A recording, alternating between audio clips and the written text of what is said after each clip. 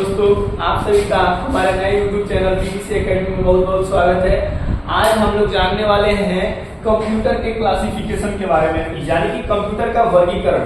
Computer को कितने भागों में बांटा गया है, इस चीज पर आज तक बहुत सारे सवाल उठे हैं और उन सभी सवालों का जवाब देने के लिए हम इस वीडियो में आए हैं। तो बने रहिएगा हमारे साथ इस वीडियो में। चलिए देखते हैं कंप्यूटर का वर्गीकरण कैसे किया गया है, किस आधार पर किया गया है, कितने भागों में किया गया है। ठीक है, चलिए देखते हैं। सबसे पहले कंप्यूटर का वर्गीकरण 3 आधारों पर किया गया है। कितने आधारों पर?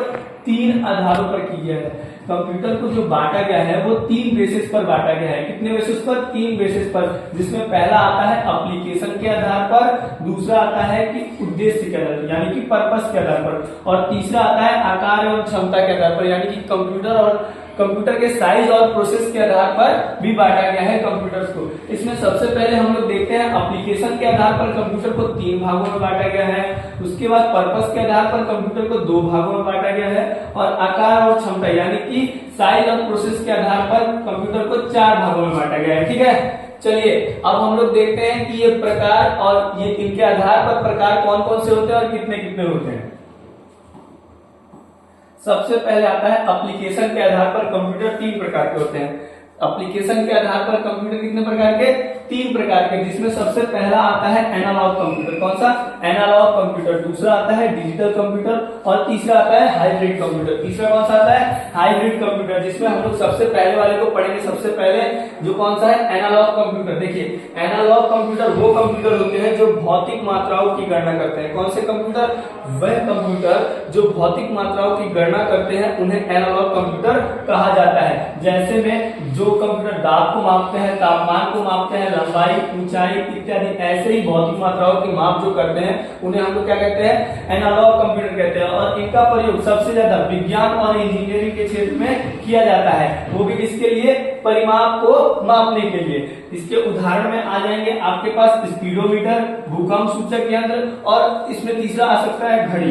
क्या आ सकता है? घड़ी। और इसके अलावा भी बहुत सारे होते हैं, लेकिन मेनली इंपॉर्टेंट हम इन तीनों को पढ़ेंगे यहाँ पर। इसके बाद अगला आएगा क्या आप लोगों के लिए? Digital computer. दूसरा पार्ट कौन सा आएगा?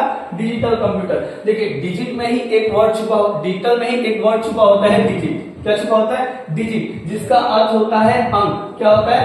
अंक। जिसका डिजिट का अर्थ क्या होता है? यहाँ पर अंक होता है, यानी कि डिजिटल कंप्यूटर वैसे कंप्यूटर हैं जो अंकों की गणना करते हैं। डिजिटल कंप्यूटर क्या है? वह कंप्यूटर जो अंकों की गणना करते हैं उन्हें ही हम लोग कहते हैं डिजिटल कंप्यूटर। और डिजिटल कंप्यूटर में देखिए सिर्फ 2 ही अंक सपोर्ट करते हैं। किसी भी चीज को समझने या समझाने के लिए सिर्फ 2 अंक। कौन कौन से? 0 और 1। कौन कौन से? 0 और 1। और ये दोनों अंक मिलकर के एक संख्या पद्धति का निर्माण करते हैं, जिसका नाम होता है द्विआधारी संख्या पद्धति। यहाँ पर गलत टाइप हुआ है, उस पर ध्यान नहीं देंगे। इसका नाम होता है क्या? द्विआधारी संख्या पद्धति। क्या होता है? द्विआधारी संख्या पद्धति। और जिसमें इसमें जो 2 अंक होते हैं 0 और 1, इन 2 अंकों को ही कहा जाता है क्या? बीट, जो कि कंप्यूटर की सबसे छोटी इकाई होते हैं। ठीक है, और इसके उदाहरण में आ जाएंगे डेस्कटॉप, लैपटॉप। ठीक है, यहाँ हमने 2 चीजें देख ली, एनालॉग कंप्यूटर और डिजिटल कंप्यूटर। अब हम इसका तीसरा प्रकार देखेंगे, जिसका नाम है क्या? Hybrid computer. क्या है? Hybrid computer. ठीक है, चलिए देखते हैं हाइब्रिड कंप्यूटर क्या होता है। वे कंप्यूटर जिनमें एनालॉग कंप्यूटर तथा डिजिटल कंप्यूटर दोनों के गुण होते हैं, अर्थात कि जो भौतिक राशियों को ही माप सकते हैं और अंकों की गणना भी कर सकते हैं, उन्हें हम लोग क्या कहते हैं? हाइब्रिड कंप्यूटर कहते हैं। क्या कहते हैं? हाइब्रिड कंप्यूटर कहते हैं। और हाइब्रिड कंप्यूटर का सबसे ज्यादा यूज होता है मेडिकल क्षेत्र यानी कि चिकित्सा के क्षेत्र में। ठीक है, जैसे एग्जाम्पल में हम लोग देखते हैं कैसे हाइब्रिड कंप्यूटर कार्य कैसे करता है। किसी रोगी का रक्तचाप मापना होता है, क्या ब्लड प्रेशर मापना होता है, तो वो उसकी धड़कन या फिर पल्स रेट को मापता है। ये हो गया भौतिक राशि। क्या हो गया? ये हो गया एनालॉग डाटा। जो हम लोग धड़कन और पल्स रेट को मापते हैं वो हो गया कैसा डाटा?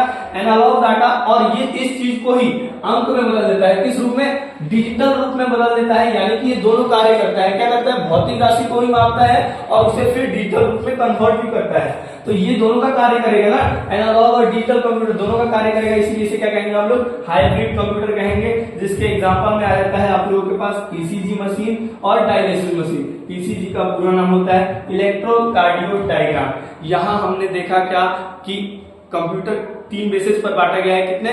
3 बेसिस पर। पहला आता है एप्लीकेशन के आधार पर, दूसरा आता है क्या? पर्पस के आधार पर, और तीसरा आता है आकार एवं क्षमता के आधार पर। हमने आज पढ़ा एप्लीकेशन के आधार पर कंप्यूटर 3 प्रकार के होते हैं, एनालॉग कंप्यूटर, डिजिटल कंप्यूटर तथा हाइब्रिड कंप्यूटर।